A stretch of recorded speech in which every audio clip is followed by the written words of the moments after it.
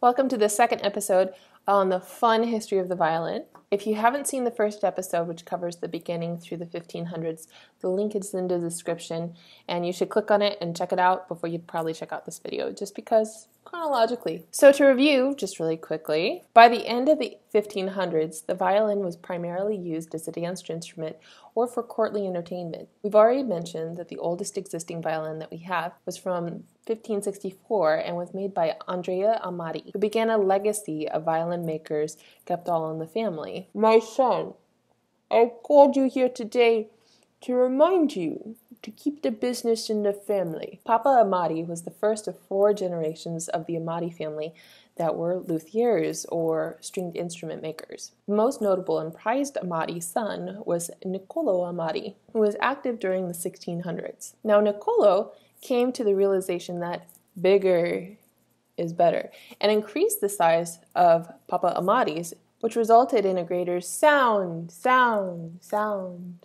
Also contributing to the more beefy sound were the innovations made in strings. Makers and performers seemed to be continuously experimenting with ways to make strings on the violin more reliable. Variations on spitting were combined with other elements such as adding wire. In the 1600s, the rope twist was replaced by the over-twisted strings with wire wrapping around the gut of the G-string, making it more powerful. The violin was now evolving faster than a Pokemon and gradually developing the ability to pierce through the big sound of an orchestra.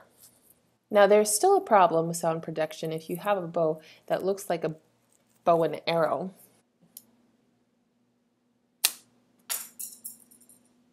Early bow makers aren't really recognized. Chances are luthiers made bows, but one way that we can categorize these early bundles of sticks and horsehair is by the performers who used them. We will go into more depth on these performers, but for now we will recognize the illustrious Corelli bow, named after the father of modern violin technique. Where there was still the rainbow curve to the stick, the tip of the bow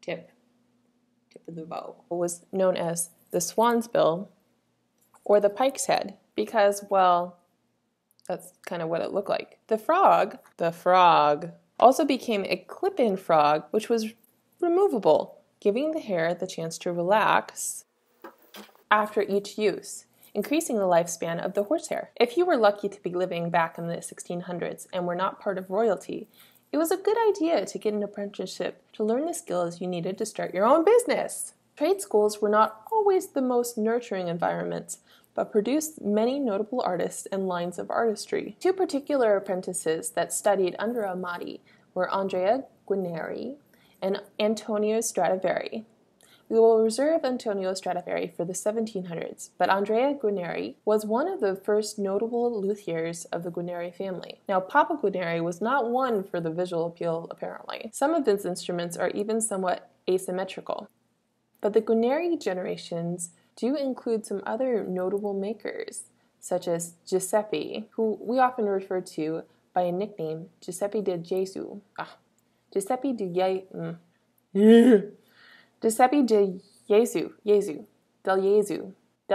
Guarneri. There we go. These names. Who we often refer to by a nickname, Giuseppe del Gesù, as to not confuse him with the instrument-making father's son with the same name. They kept it all in the family. We will also set Del Gesù aside for the moment and reintroduce ourselves with him in the 1700s. In the 1600s, we finally begin to have some notable performers on the violin. Composers were also starting to use the violin in their works. One of the earliest was Claudio Monteverdi. Never heard of him? Have you ever seen his movie L'Alfeo or rocked out to one of his top 40 hits? Okay. So he doesn't have any movies or top 40 hits because he's way cooler than that. Also significantly older than that. But his opera, Orfeo, is one of my faves.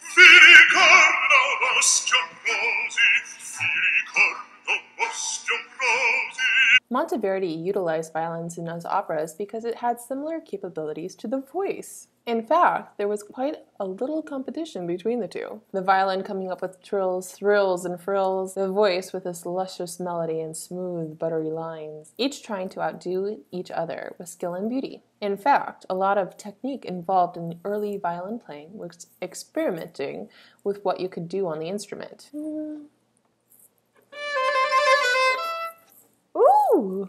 One of these early Italian violinists who worked with Monteverdi was named Marini. For the sake of study, since there are a bazillion names to remember, I will refer often to folks by their last name only. I apologize if this offends you. Other Italian violinists during this time worked in the royal courts as entertainers. Farina, Rossi, and Buonamente should come to mind, heralding from the Mantua courts. These early Italian violinists are also important in helping spread the popularity of the violin to different parts of Europe. Marini, for example, went to the Alps, and Buonamente moved to Germany to work with German composer and organist Heinrich Schütz.